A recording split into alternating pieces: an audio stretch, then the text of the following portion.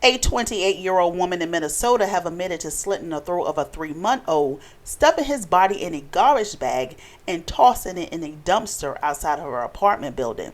Hey everyone, I'm Lady T. Welcome back to my channel and thank you for joining me for another crime news story.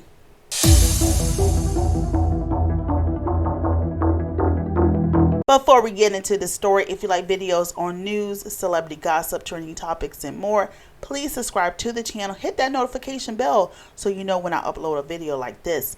Now, let's get into this news story. Fardoussa Abdillahi formally pleaded guilty last week to 1 count of second-degree murder in the horrific slaying of her newborn son. She had initially been charged with first-degree murder in her son's gruesome death, but she reached a deal and pleaded guilty to a lesser charge in exchange for prosecutors dropping the first-degree murder count. According to the probable cause affidavit, officers with the St. Cloud Police Department arrested Abdillahi after a 911 caller tipped them after the defendant baby was dead. The male caller said that a baby was missing and that the baby's mother had told him she had thrown the baby in the dumpster. The caller learned of the situation because the defendant had called her mother, who lived out of state, in the early morning hours of November the 28th and reported the same. The mother appeared to have tipped off others who went to the defendant's apartment to see what was wrong. Responding witnesses was acquainted with the defendant and were told that she had claimed to have took the life of the child and put him in the dumpster behind the apartment, the probable cause statement continues. The man who called 911 and the other witnesses went to look for the child but could not locate him, the document goes on. Now, witnesses was unsure at the time if the defendant was being truthful and called the police when they could not find the baby. The witnesses went to help and found the defendant crying and alone in her apartment, the document continues. Now, the defendant repeatedly stated that she had caved the baby and thrown him away. The baby boy was a little less than 4 months, the probable cause statement indicates. The defendant lived alone with the victim in the apartment, it also states. Okay, so here is how the police describe their involvement. The authorities refer to the victim in the police reports as Child A. Now, officers arrived on the scene and spoke to the defendant. Officers observed children, furniture in the residence, but no child present. Officers asked the defendant where Child A was located. The defendant stated that Child A was in the dumpster behind the building.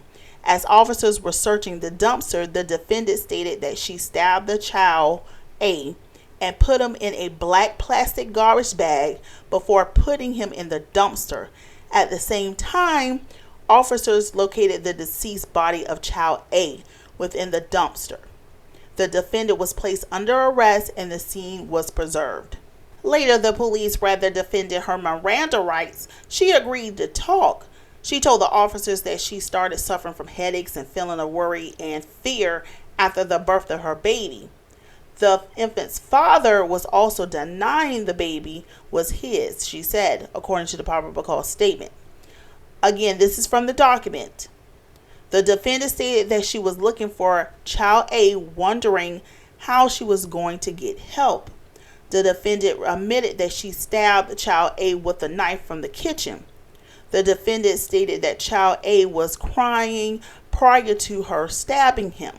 The defendant demonstrated that she cut Child A across the throat. The defendant also stated that she put Child A in a black bag with baby clothes and put the bag inside a trash bin in her apartment. The defendant stated that she brought the bag out to the dumpster about 5 minutes after she stabbed Child A.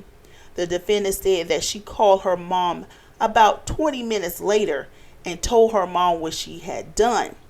The defendant was booked on November 28, 2021 at 8:20 a.m. An autopsy revealed that the baby suffered from a circumferential sharp force injury to the neck, the probable cause statement revealed.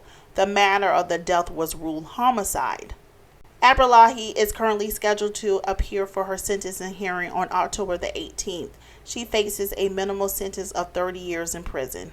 With this case, you have a mother that might be mentally ill, that's possibly experiencing postpartum depression, loneliness, sleep deprived. She's probably stressed.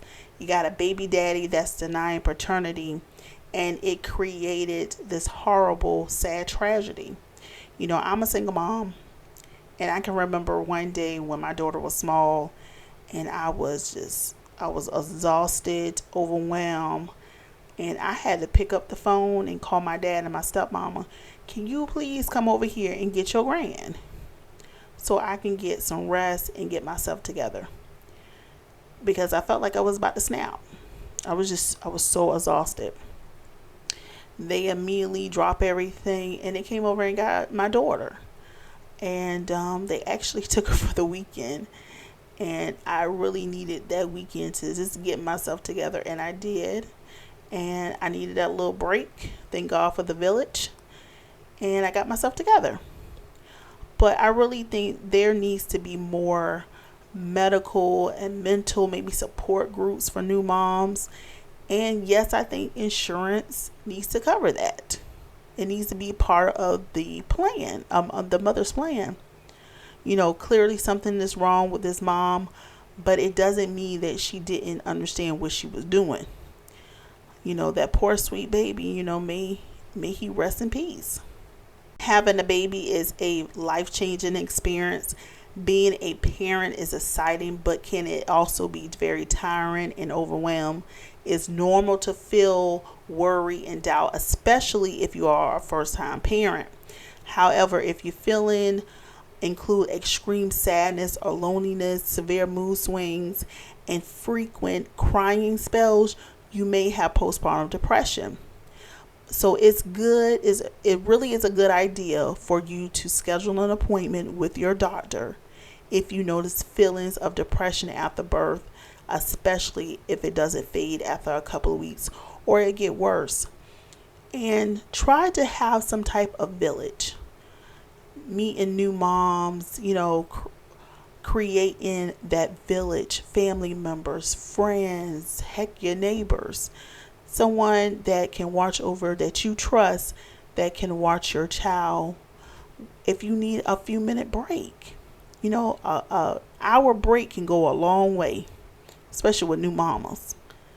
So if you can create that village, that would be awesome to have.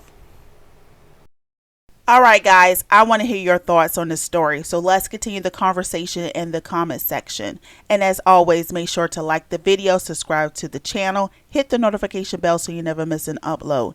And thanks for watching.